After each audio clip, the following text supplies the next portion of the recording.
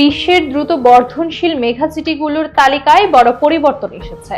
জাতিসংঘের সাম্প্রতিক তথ্যে বলা হয়েছে, জনসংখ্যা ও বিস্তৃতির দিক থেকে রাজধানী ঢাকা নবম স্থান থেকে উঠে এখন বিশ্বের দ্বিতীয় বৃহৎ শহরে পরিণত হয়েছে।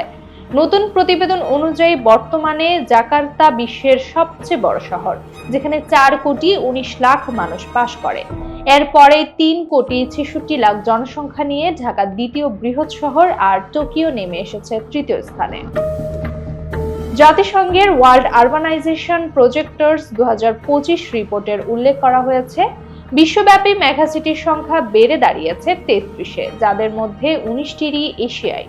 শীর্ষ 10 মেগাসিটির 9টি এশিয়া অঞ্চলে অবস্থিত। বিশেষজ্ঞরা বলছে, ঢাকায় জনসংখ্যা দ্রুত বাড়ার প্রধান কারণ হলো দেশের বিভিন্ন অঞ্চল থেকে মানুষের ব্যাপক অভিগমন। কেউ কাজের সন্ধানে, কেউ প্রাকৃতিক দুর্যোগ, বন্যা বা সমুদ্রস্তর বৃদ্ধির ঝুঁকি থেকে বাঁচতে ঢাকায় চলে আসছেন।